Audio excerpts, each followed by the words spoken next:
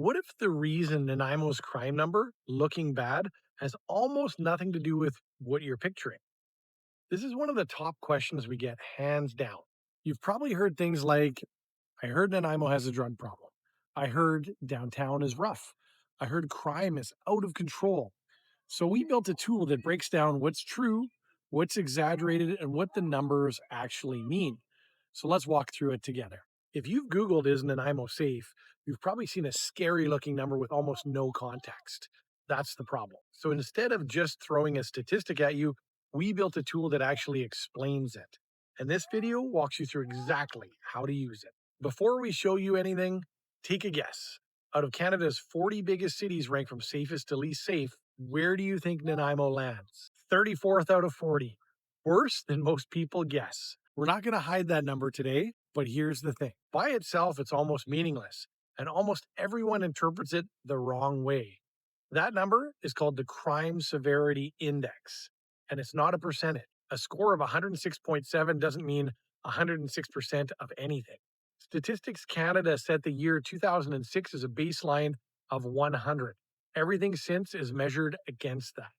So the index also weighs crimes based on how serious the courts treat them. So a city's score can be too high for completely different reasons. Either a few very serious crimes or a lot of lower level crimes adding up. Today's national average is 77.9, and Nanaimo sits at 106.7, which is only zero point 0.2 off 106.9, our radio station here. And that's above average. We're not going to pretend otherwise. But in a second, we're going to show you which of these two reasons is actually driving Nanaimo's number. And it's probably not the one that you would guess. Inside the tool, you're also not limited to our comparisons. There's a drop down where you can select the city you're moving from and compare it directly with Nanaimo. Now, here's what actually matters. What's elevated in Nanaimo is property crime and vandalism. So that's car break-ins being the single most likely crime to affect you here. And mischief occurs roughly at 2.5 times the national average. But the crimes most people picture, robbery, being attacked while walking, or worse, actually sit below the national average. The crime people imagine isn't the crime that's actually happening here. And the RCMP said exactly that themselves. Speaking to Nanaimo City Council in May, they confirmed that violent crime in Nanaimo sits below the national average. So why is the overall number elevated at all? It's not random, and it's probably not what you assume. The province's own investigation found a very small number of people cycling through addiction, mental illness, and inadequate support. And they're responsible for a disproportionate amount of property crime.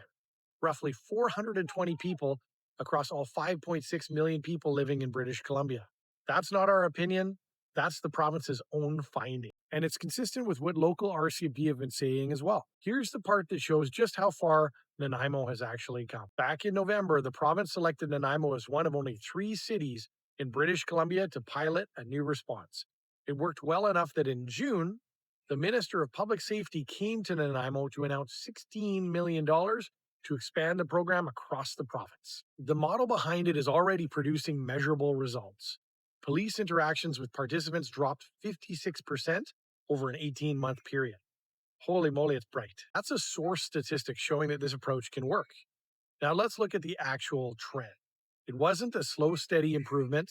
Crime rose, it peaked, and then it dropped. And then it dropped sharply only in the most recent year. In fact, it fell faster than the national average. We're not going to tell you things have been quietly getting better for years, because they haven't. The improvement is recent and it is significant. So what should you actually do to protect yourself from this type of crime? 5 practical things. First of all, leave nothing visible in your vehicle. I'm always telling my wife this, and she always gives me a little bit of grief as I'm very hardcore on this. So no backpacks, no cell phone chargers, no purses, not even loose change. That's the most elevated risk here. Lock your shed, lock your garage, lock your side gate, install a motion light in your driveway. It's one of the cheapest and most effective deterrents you can buy.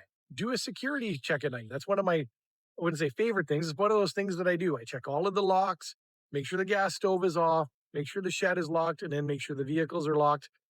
There you go. You can go to bed knowing that your house is secure. Register your bike and lock your bike up properly. That's something that's stolen fairly often here, and they're hard to recover if there's no registration on it. So even if it's at home, lock it up.